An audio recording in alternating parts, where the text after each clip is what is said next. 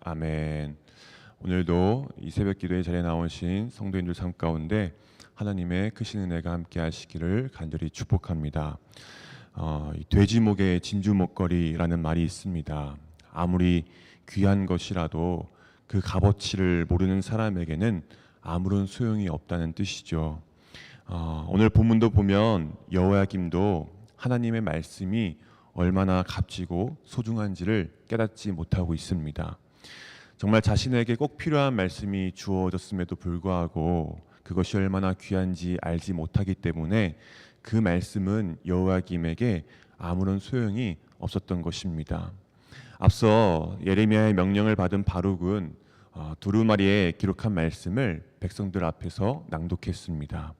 그 말씀을 들은 고관들은 깜짝 놀라죠. 자기들이 이전에 우상을 섬기고 온갖 죄를 지은 사실들이 떠오르면서 그에 대한 결과로 하나님의 진노와 심판이 있을 거라는 그 사실에 놀라게 됩니다. 그래서 고관들은 바룩을 통해 들었던 그 두루마리의 책의 내용을 여호야김에게 전달합니다. 그러자 여호야김은 그 두루마리 책을 가져오라고 하고 책을 가져온 여호디는 왕과 왕의 고관들 앞에서 두루마리 책을 낭독하게 됩니다. 당시 그때는 아홉째 달, 즉 12월 겨울이었습니다. 마침 여호야김이 머물고 있는 궁전에 화로가 놓여져 있었습니다. 그런 상황 속에서 여호디가 두루마리 책을 읽자 여호야김은 여호디가 낭독한 그 부분들을 칼로 잘라서 그것들을 화로에 던져 버립니다. 여기서 칼로 잘랐다는 이 원어의 뜻을 보면 찢다라는 의미가 담겨져 있습니다. 그러니까 여호야김이 두루마리 책을 단순히 칼로 잘라서 없앤 게 아니라 칼로 갈기갈기 찢어버렸다는 것입니다. 그동안 수많은 왕들이 하나님의 말씀을 무시하고 순종하지 않는 모습은 많이 봤지만 이렇게 하나님의 말씀을 노골적으로 훼손하고 강력하게 거부하는 모습은 흔하지 않습니다. 그만큼 여호야김은 하나님의 계시에 대해서 매우 불쾌하게 생각하는 거죠. 그래서 그 두루마리를 잊어버리기 위해서 다 찢어버린 다음에 불에 태워버립니다. 영화나 드라마에서 보면 종종 이 주인공들이 좋지 않은 그 기억들을 없애버리기 위해서 어떤 사진이나 물건들을 불에 다 태워버리죠. 그렇게 하면 그것들이 영원히 사라질 거라고 믿어서 그렇게 다 태워버리지만 사실 불에 태워버린다고 해서 그 기억들이 사라지지는 않습니다. 여호야김도 그 두루마리를 잊어버리기 위해서 다 태워버리는데 그 두루마리 자체는 타서 없어져도 그 두루마리에 기록된 하나님의 말씀은 결코 사라지지 않았습니다. 지금 여호야김이 하나님 앞에서 보여야 할 행동은 두루마리를 태워서 찢는 것이 아니라 그 두루마리에 적힌 하나님의 말씀에 순종하면서 회개를 했었어야 했습니다. 성전에서 발견된 율법책을 읽고 자신의 옷을 찢으면서 회개했던 그의 아버지 요시야처럼 여호야김도 두루마리가 아닌 자신의 옷을 찢었어야 했습니다. 그러나 여호야김은 자신의 옷이 아닌 하나님의 말씀이 적힌 두루마리 책을 찢게 되죠. 이를 본 그의 신하들도 그 상황을 그저 방관했습니다. 이 소수의 몇 사람만 왕에게 두루마리를 불살하지 말라고 간청하지만 왕은 그 말을 듣지 않습니다. 오히려 그 두루마리 책을 불태우는 것으로도 모자라 바룩과 예레미야를 잡아오라고 명령을 하죠. 그러나 하나님이 이미 바룩과 예레미야를 숨기셨습니다. 앞서 19절에 보면 고관들이 바룩에게 명령해서 예레미야 보고 숨으라고 하거든요. 근데 이번에는 하나님께서 바룩과 예레미야를 직접 숨기십니다. 이 두 사건의 공통점은 철저하게 하나님께서 주관하셨다는 것입니다. 하나님은 명령만 하시는 분이 아니십니다. 하나님은 그 명령을 따르는 자 또한 보호하시고 그 명령대로 순종할 수 있게끔 지켜주시는 분이 바로 하나님이십니다. 우리도 하나님의 말씀에 순종하다 보면 어떤 위협과 어려움이 찾아올 때가 분명히 있습니다. 그러나 우리가 하나님의 말씀에 순종한다면 하나님은 그 순종하는 자를 반드시 지켜주시고 보호해 주십니다. 그래서 하나님의 말씀에 순종하는 자는 어떠한 경우에도 담대함을 가지고 그 말씀에 끝까지 순종해야 합니다. 예레미야와 바룩은 그 첫 번째 두루마리 책이 불에 타서 없어진 후에도 끝까지 하나님의 말씀에 순종했습니다. 하나님은 숨어있던 예레미야에게 다른 두루마리를 가지고 다시 기록하라고 명령을 하시죠. 두루마리 책은 사라졌지만 그 두루마리를 허락하신 하나님과 하나님의 명령을 끝까지 순종했던 예레미야와 바룩은 여전히 남아 있었습니다. 그렇게 이제 두 번째 두루마리가 기록되기 시작하는데 그 두루마리에는 여호야김에 대한 심판이 추가되었습니다.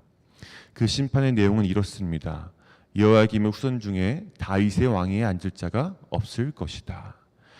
실제로 여호야김의 아들 여호야긴이 이 아버지의 뒤를 이어서 왕이 되긴 했지만 느부갓네살에 의해서 죽게 되므로 고작 3개월밖에 왕위에 오르지 못했습니다. 그리고 시드기야가 여호야긴을 대신해 왕위에 오르지만 시드기야는 여호야긴의 숙부이고 또 여호야김이 아닌 요시야의 아들입니다. 그래서 결국 하나님께서 말씀하신 대로 여호야김의 후손 중에는 아무도 다윗의 왕위에 오른 자가 없습니다. 그리고 두 번째 심판의 내용은 여호야김이 아주 처참하게 죽을 것이라는 심판입니다.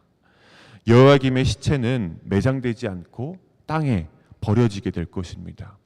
그 당시 시체를 땅에 묻지 않고 땅 밖에 드러낸다는 것은 엄청난 수치와 모욕을 의미했습니다.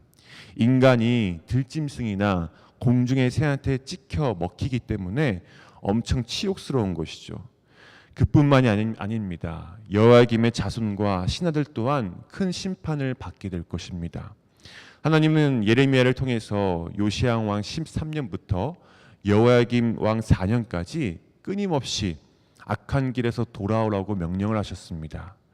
그리고 그 두루마리 책을 써가면서까지 하나님의 말씀을 지키라고 말씀하셨습니다. 그러나 여호야김은 이를 무시했습니다. 여전히 그 안에 있는 악한 마음을 따라서 회개하지 않았던 거죠. 그 결과 하나님이 말씀하신 이 재앙이 예루살렘과 유다의 모든 백성에게까지 임하게 됩니다. 이러한 심판의 내용을 추가해서 예레미야는 다른 두루마리를 가져다가 바룩에게 주고 바룩은 예레미야가 전한 말을 그대로 기록하게 됩니다. 그렇게 첫 번째 두루마리 책보다 더 많은 말씀이 추가된 두 번째 두루마리 책이 기록이 된 것이죠. 오늘 이 말씀을 보면 하나님의 말씀에 끝까지 순종하고 선포한 이 예레미야의 신앙도 우리가 본받아야 되겠지만 그 말씀을 충성되게 기록한 이 바룩의 신앙도 오늘날 우리가 도전을 받았으면 좋겠습니다. 우리가 사실 이 성경을 필사하는 것도 쉽지 않은데 예레미야가 말로 전해주는 하나님의 말씀을 귀로 듣고 그것을 기록한다는 게 얼마나 어렵겠습니까? 근데 바룩은 그 어떠한 불평 불만 없이 하나님의 말씀을 끝까지 기록했습니다. 그리고 적다 보면 자기의 생각도 어느 정도 들어갈 수 있지 않겠습니까? 근데 바룩은 철저하게 이 예레미야의 입에서 나오는 하나님의 말씀을 한 글자도 빠짐없이 그대로 적었습니다. 철저하게 하나님의 말씀을 받아 적은 거죠. 그리고 단순히 말씀을 기록한 것뿐만 아니라 그 말씀을 백성들 앞에서 낭독했습니다. 앞서 본문을 보면 예레미야가 바룩에게 명령을 하죠. 여호와의 집에 들어가서 하나님의 말씀을 낭독하라. 근데 예레미야가 이 감옥에 갇힌 이유가 무엇입니까? 하나님의 말씀을 전하다가 감옥에 갇혔습니다. 그러면 바룩도 본인이 하나님의 말씀을 전하게 되면 감옥에 갇힐 수도 있다는 것을 충분히 예상했을 것입니다. 그러나 바룩은 예레미야가 말한 대로 여호와의 집에 들어가서 하나님의 말씀을 낭독했습니다. 그 어떤 두려움 속에서도 바룩은 자기에게 주어진 명령을 끝까지 순종했던 것이죠. 그리고 두 번째 두루마리 책을 다시 기록하라고 했을 때도 바룩은 군말 없이 모든 말들을 적기 시작했습니다. 첫 번째 말씀보다 더 많은 양의 말씀을 기록한 것이죠. 바룩은 그 어떠한 환경 속에서도 자신에게 주어진 그 사명을 끝까지 지켰습니다. 나중에 예레미야 45장에 보면 바룩이 맡겨진 사명을 감당하다가 힘들고 지치는 모습이 등장합니다. 근데 그때 하나님께서 이 바룩을 잊지 않으시고 위로해 주십니다. 그리고 바룩에게 구원을 약속해 주시는 거죠. 힘들고 낙심되는 순간에도 끝까지 하나님의 말씀을 적은 바룩에게 하나님은 오로지 이 바룩을 위한 위로의 말씀을 주신 것입니다. 자기를 위한 말씀을 받는다는 것이 얼마나 큰 축복입니까? 그래서 그 바룩의 이름의 뜻이 축복받은 자입니다. 사랑하는 성도님 여러분, 오늘 우리에게도 하나님께서 한 사람 한 사람에게 주신 사명이 있습니다. 때론 그 사명을 지키기 참 힘들고 어려울 때도 있지만 그럼에도 불구하고 맡겨진 사명을 끝까지 감당하다 보면 하나님께서 우리 한 사람 한 사람을 잊지 않으시고 우리를 위로하시고 또 우리에게 놀라운 축복을 허락해 주실 줄로 믿습니다.